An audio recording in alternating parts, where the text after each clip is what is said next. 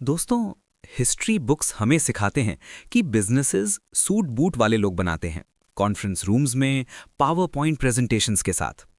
लेकिन आज हम जिस इंसान की बात करेंगे, उसने कॉन्फ्रेंस रूम में नहीं, गैराज के फर्श पर दुनिया बदली। वो एक ऐसा इंसान था जो अपने एम्प्लॉयज के सर पर रेंच मार देता था अगर काम ठीक नहीं होता था। एक ऐसा इंसान जिसने अपनी ही गवर्नमेंट, अपने ही देश के ब्यूरोक्रेट्स के मुंह पर चिल्लाया था, तुम लोग मुझे रोक नहीं सकते। उसने टोयोटा के लिए पिस्टन रिंग्स बनाए, टोयोटा ने रिजेक्ट कर दिए। उसने फैक्ट्री बनाई, वर्ल्ड वॉर 2 में बॉम्ब्स ने उड़ा दी। उसने नई फैक्ट्री बनाई, अर्थक्वेक ने गिरा दी। उसके पास गाड़ी में डालने के लिए पेट्रोल नहीं था, तो उसने खुद का फ्यूल इन्वेंट किया। लोगों ने कहा होंडा खत्म हो गया, लेकिन उसने कहा सक्सेस इज 99% फेलियर। आज होंडा की गाड़ियां हर सड़क पर हैं, लेकिन हम ये भूल गए हैं कि होंडा सिर्फ एक ब्रांड नहीं है। होंडा एक आदमी का नाम था, सोइचिरो होंडा, एक गरीब लोहार का बेटा जिसने हेनरी फोर्ड और जनरल मोटर्स को उन्हीं के गेम में हरा दिया। अगर आपको लगता है कि आपके पास रिसोर्सेज नहीं हैं, डिग्री नहीं है या सिस्टम आपके खिलाफ है, तो अगला 1 घंटा आपकी सोच बदल देगा। ये कहानी है जुनून, ऑब्सेशन की। ये कहानी है जिद की। Let's begin. Chapter 1, the smell of oil, origin of a mechanic. Soichiro Honda का जन्म 1906 में एक छोटे से गांव में हुआ था। उनके पिता एक लोहार थे जो पुरानी टूटी हुई साइकिल्स रिपेयर करते थे। बचपन से ही सोइचिरो को पढ़ाई में कोई इंटरेस्ट नहीं था, उन्हें मशीन से प्यार था। उनकी बायोग्राफी में एक लाइन है जो मुझे हमेशा याद रहती है। सोइचिरो कहते हैं कि जब मैं छोटा था, गांव में पहली बार एक कार आई, फोर्ड मॉडल टी। वो मेरे सामने से गुजरी और उसमें से ऑयल की एक बूंद नीचे गिर गई। मैं भागकर वहां गया और उस ऑयल को सूंघा। मेरे लिए वो ऑयल किसी परफ्यूम से कम नहीं था। सोचिए, एक बच्चा ऑयल सूंघ रहा है। 15 साल की उम्र में उन्होंने पढ़ाई छोड़ दी। वो टोक्यो चले गए एक गराज में काम करने, आर्ट शोकाई। वहां उनका काम क्या था? गाड़ी ठीक करना? नहीं, उनका काम था बेबी सिटिंग, मालिक के बच्चे को संभालना। सोइचिरो गुस्से में थे। वो मैकेनिक बनना चाहते थे, नैनी नहीं। लेकिन उन्होंने पेशेंस रखा। जब मालिक सोने जाता, सोइचिरो रात को गैराज में घुसकर गाड़ियों को खोलते थे। हर पुर्जा, हर इंजन, हर गियर। उन्होंने सिर्फ मशीन्स को देखा नहीं, उन्होंने मशीन्स को फील किया। उनका टैलेंट इतना जबरदस्त था कि 6 साल बाद उनके मालिक ने उन्हें परमिशन दी अपनी ब्रांच खोलने की। लेकिन सोइचिरो सिर्फ रिपेयर नहीं करना चाहते थे, वो क्रिएट करना चाहते थे। यहां हमें पहला लेसन मिलता है, हाथ गंदे किए बिना दिमाग साफ नहीं होता। You can't clear your mind without dirtying your hands. आजकल के फाउंडर्स कोडिंग सीखने से पहले सीईओ बनना चाहते हैं। सोइचिरो ने 6 साल बच्चे संभाले और ऑयल साफ किया, तब जाके उन्हें इंजन समझ आया। Chapter 2, the ring of fire, the humiliation. 1936 में सोइचिरो होंडा ने अपनी जमा पूंजी लगाई और एक बड़ा रिस्क लिया। उन्होंने सोचा, मैं रिपेयर शॉप बंद करूंगा और मैन्युफैक्चरिंग करूंगा। वो पिस्टन रिंग्स बनाना चाहते थे, इंजन का एक बहुत क्रिटिकल पार्ट। उन्होंने दिन रात मेहनत की, अपनी वाइफ के गहने बेच दिए पैसे जुटाने के लिए। वो गैराज में ही सोते थे, उनके हाथ ग्रीस से काले रहते थे, चेहरा पहचाना नहीं जाता था। उन्होंने सैंपल बनाया और टोयोटा के पास गए। टोयोटा ने उनके पिस्टन रिंग्स टेस्ट किए और रिजेक्ट कर दिया। टोयोटा ने कहा, तुम्हारे रिंग्स बेकार हैं, इनमें क्वालिटी नहीं है। तुम मैकेनिक हो, मैन्युफैक्चरिंग तुम्हारे बस की बात नहीं है। सोइचिरो टूट गए? नहीं, वो वापस स्कूल गए। 30 साल की उम्र में उन्होंने मेटलर्जी पढ़ना शुरू किया ताकि वो मेटल की केमिस्ट्री समझ सकें। लोग उन पे हंसते थे, देखो मैकेनिक अब साइंटिस्ट बनने चला है। 2 साल बाद, 2 साल की भूख और बेइज्जती के बाद उन्होंने वो पिस्टन रिंग बनाई जो टोयोटा ने एक्सेप्ट कर ली। उन्होंने फैक्ट्री लगाई, मास प्रोडक्शन शुरू किया। लाइफ सेट थी, पैसा आने लगा था। लेकिन किस्मत को कुछ और मंजूर था। वर्ल्ड वॉर 2 शुरू हो गया। दोस्तों, ये पार्ट सुनकर आपको रियलाइज होगा कि हमारी प्रॉब्लम्स कितनी छोटी हैं। सोइचिरो की फैक्ट्री चल रही थी, जापान वॉर में था। एक दिन अमेरिकन बॉम्बर्स आए, उनकी फैक्ट्री पर बॉम्ब गिरा। फैक्ट्री का बड़ा हिस्सा तबाह हो गया। सोइचिरो ने हार नहीं मानी। उन्होंने अपने एम्प्लॉयज को कहा, भागो मत, अमेरिकन प्लेन्स जो गैसोलीन कैंस फेंक रहे हैं उन्हें उठाओ, हमें रॉ मटेरियल चाहिए। सोचिए, वो दुश्मन के कचरे से अपनी फैक्ट्री चला रहे थे। इसे कहते हैं अल्टीमेट जुगाड़। उन्होंने फैक्ट्री फिर खड़ी की, लेकिन 1945 में एक अर्थक्वेक आया। जो बची कुची फैक्ट्री थी वो जमीन में मिल गई। वॉर खत्म हुआ, जापान हार गया, इकोनॉमी खत्म। सोइचिरो होंडा के पास अब कुछ नहीं बचा था। फैक्ट्री नहीं, पैसे नहीं, फ्यूचर नहीं। उन्होंने जो कुछ बचा था टोयोटा को बेच दिया और वो 1 साल तक बस बैठे रहे। लोग कहते हैं वो अल्कोहलिक हो गए थे। वो दिन भर अपने घर में बैठे रहते, ड्रम बजाते और शराब पीते। लोगों ने कहा होंडा इज फिनिश्ड, लेकिन वो फिनिश नहीं हुए थे, वो रिचार्ज हो रहे थे। उनका देश जापान अब पैदल चल रहा था। पेट्रोल नहीं था, गाड़ियां नहीं थीं, लोग साइकिल चला रहे थे और थक रहे थे। सोइचिरो ने एक दिन आर्मी का एक पुराना इंजन देखा, छोटा सा इंजन।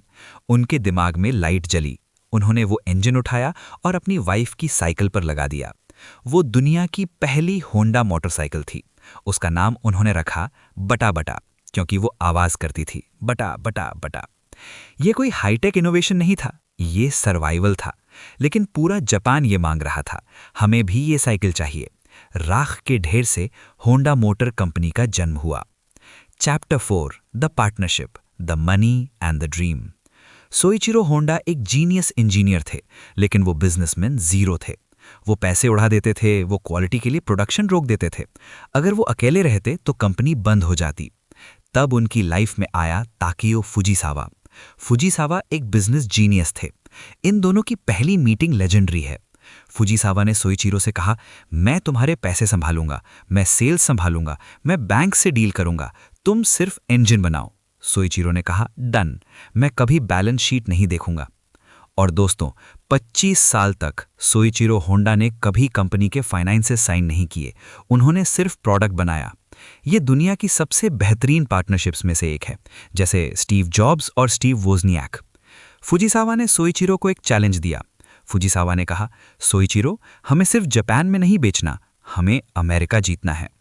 1950s में अमेरिका में मोटरसाइकिल्स का मतलब था हार्ली डेविडसन। बड़ी, भारी, आवाज करने वाली बाइक्स, बैड बॉयज की बाइक्स, लेदर जैकेट्स और क्रिमिनल्स। अमेरिकन सोचते थे कि बाइक सिर्फ गुंडे चलाते हैं। होंडा ने वहां लॉन्च किया सुपर कब, एक छोटी प्यारी लाल रंग की बाइक, स्टेप थ्रू फ्रेम, ताकि औरतें स्कर्ट पहनकर चला सकें। और मार्केटिंग कैंपेन चलाया, you meet the nicest people on a Honda. ये कैंपेन क्रांति ले आया। अचानक टीचर्स, स्टूडेंट्स, मदर्स सब बाइक चलाने लगे। होंडा ने मोटरसाइकिल की इमेज बदल दी। हार्ली डेविडसन देखता रह गया और होंडा ने अमेरिका कैप्चर कर लिया। Lesson, don't compete, change the game. अगर होंडा हार्ली जैसी बाइक बनाता तो हार जाता। उन्होंने वो बनाया जो हार्ली नहीं बना सकता था। Chapter 5, the war with the government, Honda versus मिटी। अब आते हैं उस पार्ट पर जो इंडियन ऑडियंस को सबसे ज्यादा रिलेट करेगा, ब्यूरोक्रेसी। 1960s में जापान की government MITI, ministry of international trade and industry, ने एक नया रूल बनाने का सोचा। गवर्नमेंट चाहती थी कि जापान में सिर्फ 2-3 बड़ी कार कंपनीज हों, टोयोटा और निसान। वो चाहते थे कि होंडा सिर्फ मोटरसाइकिल्स बनाए, कार्स नहीं। उन्होंने सोइचिरो को ऑर्डर दिया, तुम कार्स मैन्युफैक्चर नहीं करोगे, देश के लिए ये सही नहीं है। सोचिए, अपनी ही सरकार आपको रोक रही है। कोई और होता तो डर जाता, झुक जाता, लॉबिंग करता। सोइचिरो होंडा MITI के ऑफिस में घुस गए। वो ब्यूरोक्रेट्स पर चिल्लाए। उन्होंने कहा, तुम कौन होते हो मुझे रोकने वाले? तुमने इंजन बनाया है, तुमने ऑयल सूंघा है। मैं अपनी कंपनी चलाऊंगा, चाहे मुझे जेल में डाल दो। उन्होंने गवर्नमेंट की परमिशन का वेट नहीं किया। उन्होंने रातों रात कार डिजाइन की और प्रोडक्शन शुरू कर दी। उन्होंने कहा, सरकार इंडस्ट्रियलिस्ट्स नहीं बनाती, एंटरप्रेन्योर्स देश बनाते हैं। होंडा ने कार्स लॉन्च की, S500, सिविक, और वो कार्स इतनी बेहतरीन थीं कि गवर्नमेंट को झुकना पड़ा। ये एक क्लासिक एग्जाम्पल है कि अगर आपका कन्विक्शन स्ट्रांग है तो सिस्टम को भी रास्ता देना पड़ता है। Chapter 6, racing is the lab, the Isle of Man. Soichiro का मानना था, without racing there is no Honda. लोग पूछते थे, रेसिंग में पैसा क्यों बर्बाद करते हो? सोइचिरो कहते थे, रेसिंग सबसे मुश्किल टेस्ट है। अगर मेरा इंजन रेस ट्रैक पर नहीं टूटेगा तो सड़क पर कभी नहीं टूटेगा। 1954 में होंडा अभी एक छोटी कंपनी थी। सोइचिरो ने अनाउंस किया, हम दुनिया की सबसे कठिन race Isle of Man TT जीतेंगे। दुनिया हंसी, जापानीज बाइक, वो भी यूरोपियन बाइक्स के सामने। पहले साल होंडा की बाइक्स फेल हो गई, इंजन जल गए, राइडर गिर गए। सोइचिरो वापस लैब में गए। उन्होंने पिस्टन्स चेंज किए, वैल्व चेंज किए, वो फैक्ट्री में सोए। 1961 में होंडा ने आइल ऑफ मैन में क्लीन स्वीप किया, first, second, third, fourth, fifth position, सब होंडा। पूरी दुनिया हैरान रह गई। उस दिन के बाद किसी ने ये नहीं कहा कि जापानीज इंजीनियरिंग सस्ती है। होंडा ने प्रूव किया कि वो दुनिया में बेस्ट हैं। और यही फिलॉसफी उन्होंने बाद में फॉर्मूला 1 में लगाई। एयरटन सेना, लेजेंडरी रेसर, होंडा इंजन चलाते थे। सोइचिरो के लिए रेसिंग मार्केटिंग नहीं थी, रेसिंग R&D थी। प्रेशर में ही हीरा बनता है। Chapter 7, clean air and the CVCC engine. 1970s में अमेरिका ने एक नया कानून पास किया, मस्की एक्ट। इसमें कहा गया कि कार्स को पोल्यूशन 90% कम करना पड़ेगा। जनरल मोटर्स, GM, फोर्ड और क्राइसलर ने कहा यह इम्पॉसिबल है, ऐसा इंजन बन ही नहीं सकता। उन्होंने अमेरिकन गवर्नमेंट से टाइम मांगा। सोइचिरो होंडा ने जापान में ये खबर सुनी। उन्होंने कहा यह इम्पॉसिबल नहीं है, ये चैलेंज है। GM के पास हजारों इंजीनियर्स थे, होंडा के पास कुछ 100 थे। सोइचिरो ने अपनी टीम को रूम में लॉक किया और कहा जब तक सॉल्यूशन नहीं मिलता हम बाहर नहीं आएंगे। उन्होंने इन्वेंट किया CVCC इंजन, दुनिया का पहला इंजन जो बिना कैटालिटिक कन्वर्टर के पोल्यूशन नॉर्म्स पास कर गया। GM के CEO ने कहा था कि होंडा का इंजन टॉय है। सोइचिरो ने GM की एक कार खरीदी, उसमें अपना होंडा इंजन फिट किया और टेस्ट पास करके दिखा दिया। David versus Goliath. एक बार फिर अनपढ़ मैकेनिक ने दुनिया के सबसे बड़े कॉरपोरेशंस को हरा दिया। Chapter 8, knowing when to quit, the final act. ये चैप्टर सबसे इमोशनल है। होंडा अब एक ग्लोबल जायंट बन चुकी थी, लेकिन 1970s में टेक्नोलॉजी बदल रही थी। इंजन्स अब मैकेनिकल से इलेक्ट्रॉनिक हो रहे थे, एयर कूलिंग से वाटर कूलिंग हो रहे थे। Soichiro Honda air cooled engines के दीवाने थे। वो नई टेक्नोलॉजी को एक्सेप्ट नहीं कर पा रहे थे। वो अपने यंग इंजीनियर्स पर चिल्ला रहे थे जो वाटर कूलिंग चाहते थे। उनके पार्टनर फुजीसावा ने ये देख लिया।